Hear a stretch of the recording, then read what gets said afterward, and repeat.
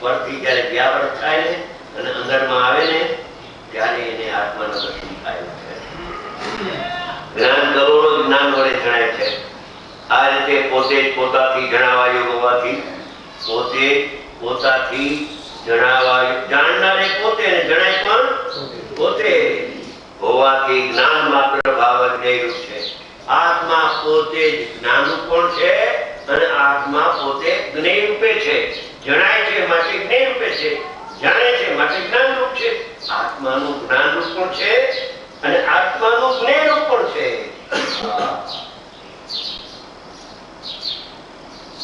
વળી પોતે જ્ઞાનની વ્યાખ્યા થઈ, જ્ઞેયની વ્યાખ્યા થઈ. હવે જ્ઞાતાની વ્યાખ્યા. 3 શબ્દો પડ્યા છે: જ્ઞાન, જ્ઞેય અને જ્ઞાતા. જ્ઞાનની વ્યાખ્યા થઈ કે આત્મા જાણવાની ક્રિયાઓ હોવાથી પોતે જ્ઞાન સ્વરૂપ છે. વ્યાખ્યા કરી પોતે પોતાને જણાવાયું છે માટે પોતે જ્ઞેય સ્વરૂપે છે. 2 વ્યાખ્યા થઈ. હવે જ્ઞાતાની વ્યાખ્યા બહુ ઊંચી આવે છે. જો જ્ઞાતા કોને કેવો? જ્ઞાતા છે એટલે આને જાણતો હશે, જાણનાર છે માટે આને જાણતો હશે એમ છે નહીં. બોલે પોતે જ પોતાનો જાણનાર હોવાથી, પોતે પોતાનો આત્માનો સ્વનો જાણનાર હોવાથી નહીં. ઘણે કાળ જ્ઞાતામાં સ્વરૂપ છે. જ્ઞાતા કોને કેવો?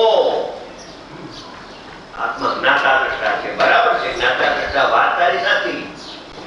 પણ કોને કેવો જ્ઞાતા? કે પરને જાણે એને કેવો જ્ઞાતા? કે ના, એ તો અજ્ઞાન થઈ જાય.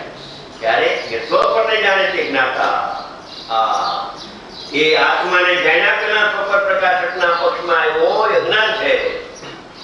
પણ અહીંયા તો કે છે કે નિશ્ચય વિના વ્યવહાર હોઈ શકે નહીં. પેલા નિશ્ચયની વાત કરે છે. વળી પોતે પોતાનો જાણનાર હોવાથી થવાથી નહીં, સ્વભાવ જ છે આત્માનો. આત્મા આત્માને જાણે અને પરને ન જાણે એવો ત્રિકાળ સ્વભાવ રહી ગયો છે. નજરમાં આવે એને અનુભવ થાય. નજરમાં આવે તો અનુભવ થાય. નજર બહાર ગયો ગયો. આત્મા આત્માને જાણનાર છે એમ માનવાને બદલે હું આનો જાણનાર છું. બહિર્મુખતાથી ઇન્દ્રિય જ્ઞાન સંસાર થઈ ગયો.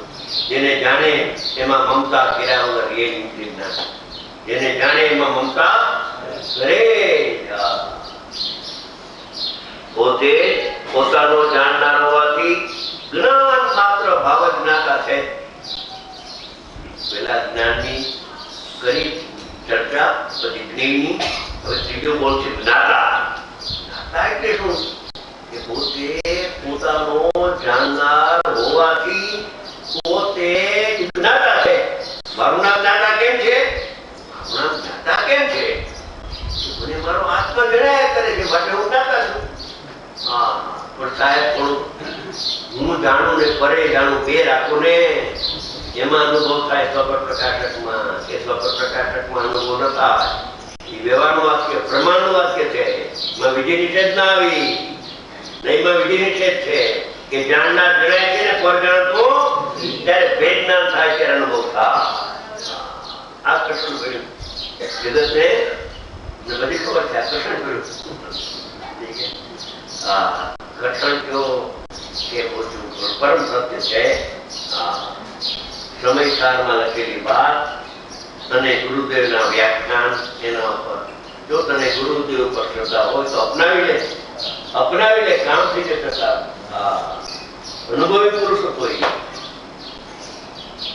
પોતે જ પોતાનો જાણનાર હોવાથી જ્ઞાન માત્ર ભાવ જ જ્ઞાતા છે. એ પરને જાણવાનો લોભ સંસાર છે.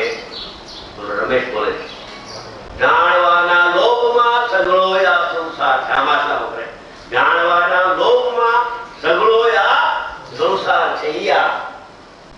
જાણવાનો લોભ છૂટી જાય, જણાઈ જાય. પણ હું જાણું છું ઈષ્ટધામ છૂટી જાય, જણાઈ જાય પણ જાણતો જણાઈ જાય. જણાય વગર નહીં. પણ હું જાણું છું ઈશ્વર્ય નીકળી જશે. એક ઈષ્ટોપદેશ નામનું શાસ્ત્ર છે. પૂજ્યપાદ આચાર્ય ભગવાન 1500 વર્ષ પહેલા થઈ ગયા. એવા સમર્થ આચાર્ય થઈ ગયા જેને તત્વાર સૂત્ર ઉપર સર્વાસિદ્ધિ નામની એક ટીકા રચી છે. એના પર 3 ટીકા છે. એમાં સર્વાસિદ્ધિ નામની ટીકા બહુ પ્રસિદ્ધ છે. દેવો પણ એમને ઉપરથી સ્વર્ગમાંથી નમસ્કાર કરવા હતા. પૂજ્યપાદ એનું નામ પૂજ્યપાદ છે. એ પુરુષે ઈષ્ટોપદેશ નામનું એક શાસ્ત્ર લખ્યું છે. ઈષ્ટોપદેશ આત્માનું હિત થાય એવો ઉપદેશ. એમાં એક શ્લોક બનાવ્યો છે ને કે દેખે છતાં નહીં દેખતો, ચાલે બોલે છતાં અબોલ, ચાલે છતાં નહીં ચાલતો, તત્વ સ્વરૂપમાં સ્થિત, તત્વ સ્વરૂપમાં એ સ્થિત છે, લીન છે. બોલે છતાં નહીં બોલતો, ચાલે છતાં નહીં ચાલતો, અને આ દેખાય છતાં નહીં દેખતો. દેખાય ખરું બધું, પણ દેખતો નથી. દર્પણની સામે નજર કરો તમે, બરાબર દર્પણને જોવાની ભાવનાથી, અને પછી 1000 સામે રાખો ચીજ, પછી પૂછો કે શું જણાય છે કે દર્પણ દર્પણ દર્પણ. દર્પણ એકલું ન જણાય, એમાં ખબર ટકા નહીં દર્પણ જણાય છે, મને બીજું જણાતું નથી. એનું લક્ષ દર્પણ ઉપર હોય તો દર્પણ જણાય, જેના ઉપર લક્ષ હોય જણાય.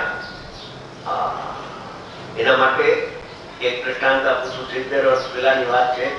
જોયેલી નજરે હો ગામડામાં પહેલા કોણ કે બ્રાહ્મણને જમવાનું કે તો બધું જાતું તો અગાઉના કાળમાં બધાને ખબર જ છે. બ્રાહ્મણને જમવાનું કે શુક્રવારે જમવાનું કે રવિવારે પધારજો ગોળમાં જમવા. શુક્ર શનિ બે ભીખોરી બિલકુલ ખાય નહીં. કઈ છોકરાઓ કે બૈરાઓ કે કઈ જમો ભૂખે ભરાય. અરે તમને ખબર ન પડે રવિવારે જમવા જવું છે. આ જમાઈની ઘેરે તો આવું છું જમાશે. ઠીક છે, રવિવાર આવ્યો, જમવા બેઠા, સમજી ગયા, અને એમાં મોટો થાળ પીરસો. લાડવા પેલાના કામમાં અવડાવડા, આપણા હાથમાં ના લઈ ગયા, અવડો લાડવો, મોટા લાડો ખોરાક ખોટા હતા ને, સમજી ગયા. હવે તો લાડુડી ખોરાક જ નહીં. અવડાવાળા લાડવા બે ગુટકા પેલા શરૂઆતમાં, ને પછી કચોરી ને ભજીયા ને પાત્રા ને ઊંધિયું ને બધું આખો થાળ ભરેલો. એ આવ્યા બે બેઠા, એ નજર એની લાડવા ઉપર. ચટણી માં પેલા લાડવા આપે. અરે બાપા, પણ આ બધું છે મને દેખાતું નથી. દેખાય છે છતાં એને દેખતો, અને જે દેખાય છે એ જ મને દેખાય છે, બીજું કઈ દેખાતું. મારી રુચિ લાડવાની છે. 2 દિવસ ત્યાં તો ભૂખો રહ્યો તો. હવે આ તમારા ભજીયા ખાઉં ને પેટ બગડી જાય મારું. એ મારું કામ નહીં. એ આજના જુવાને ને કયો એ ભજીયા ખાતે એની નજર એ ભજીયાની કચોરી પર છે. લાડવાની તો અટકે જ. આજના જુવાને તો ઘરનું ખાતા સમજી ગયા. જેનું લક્ષ્ય છે એ દેખાય છે, બીજું દેખાતો નથી. એમ જ્ઞાનીનું લક્ષ્ય ભગવાન આત્મા ઉપર છે. એને આત્મા સિવાય બીજું કાંઈ દેખાતું દેખે છતાં નહીં. એવી અંતરદ્રષ્ટિ વાળાની સ્થિતિ હોય છે. અને અંતરદ્રષ્ટિ કેમ થાય એનું એની વિદ્યામાં બતાવે. જ્ઞાતાની વ્યાખ્યા બહુ સરસ છે. પોતે પોતાનો જાણનાર હોવાથી જ્ઞાન માત્ર ભાવ જ જ્ઞાતા છે. આ પ્રમાણે જ્ઞાન માત્ર ભાવ, જ્ઞાન, જ્ઞેય અને જ્ઞાતા એ ત્રણેય ભાવો યુક્ત સહિત જ્ઞાન પણ પોતે, જ્ઞેય પણ પોતે, જ્ઞાતા પણ પોતે. બધું અંદર જ ભેલું છે, બહારમાં કાંઈ નથી. સામાન્ય વિશેષ, સામાન્ય વિશેષ એટલે આત્મા દ્રવ્ય છે, અને એની પર્યાય જ્ઞાનની પર્યાય અંદરમાં વળી અને જ્ઞાયકને અભેદીને જાણે તો એને સ્વજ્ઞેય કહેવામાં. આખું જ્ઞેય સ્વજ્ઞેય. એને એટલે સામાન્ય વિશેષ સ્વરૂપ. એટલું સામાન્ય નહીં. સામાન્ય છે એ દ્રષ્ટિનો વિષય છે, ને જ્ઞાન સામાન્ય જાણે એ જ્ઞાનનો વિષય છે, અભેદ નહીં છે. સામાન્ય છે તે ધ્યેય છે, અને સામાન્ય વિશેષ આખો આત્મા અનુભવમાં જે જણાય ઉત્પાદક રૂપમ સબ એ જ્ઞાનનું જ્ઞેય છે. અનુભવના કાળમાં ધ્યેયપૂર્વક જ્ઞેય થાય ને થાય.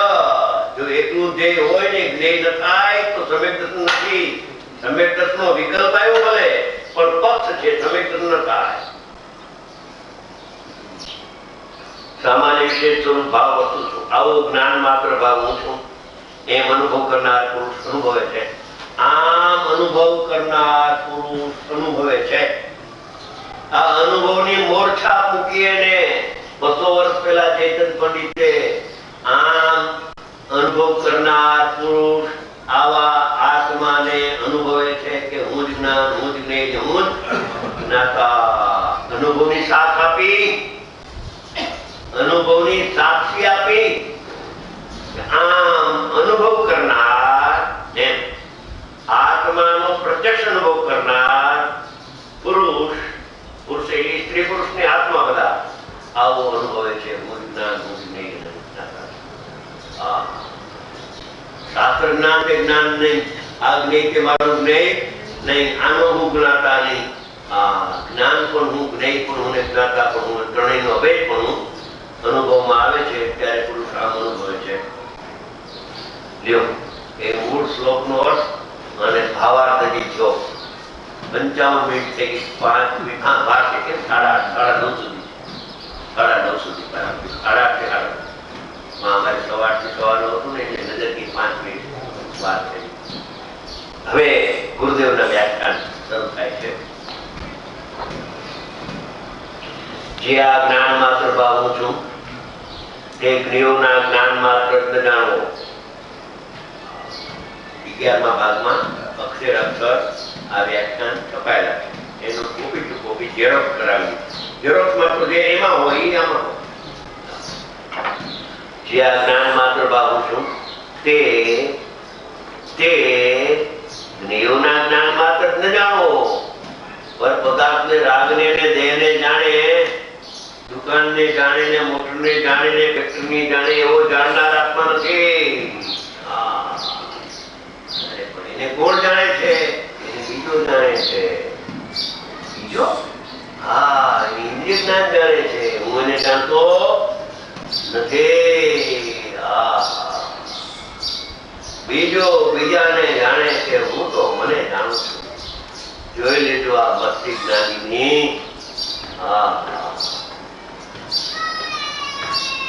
આપણે 2000 વોલ્ટના પુસ્તક બહાર પડી ગયું છે, ચિંતામણી. કેવું પરમાગમ ચિંતામણી. આપણે જૂનગઢ વાળા કેવા નાગરભાઈ બધાએ બહાર પાડ્યું છે પુસ્તક. એમાં 100 શાસ્ત્રનો આધાર, જ્ઞાનીઓનો આધાર આપીને લગભગ 2035 પોઈન્ટો એમાં લખેલા છે. એમાં 655 નંબરનો પોઈન્ટ,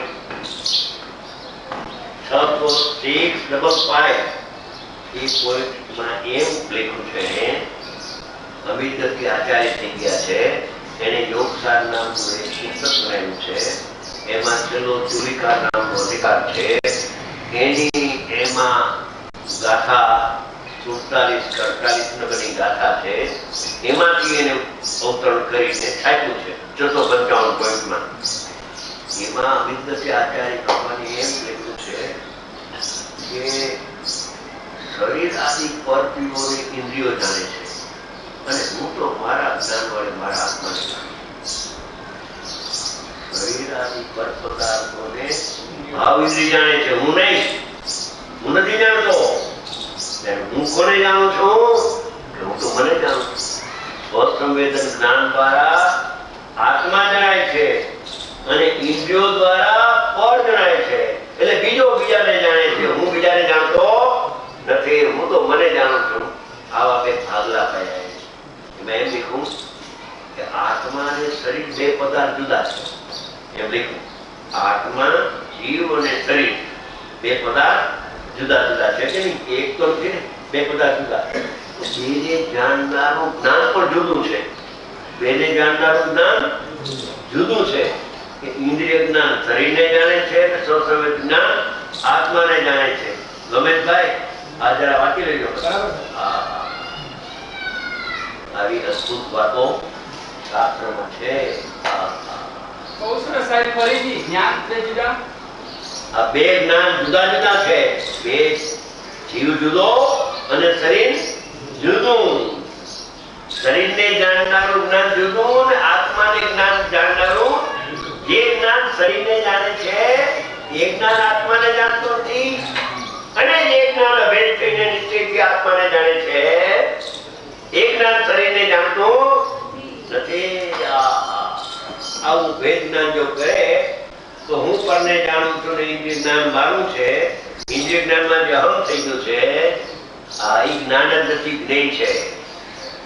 અને એને તો જળ ને અચેતન કહ્યું, એને પૌદ્ગલિક કહ્યું. શાસ્ત્ર જ્ઞાન ને પૌદ્ગલિક કહ્યું, શાસ્ત્ર જ્ઞાન ને જળ ને અચેતન કહ્યું.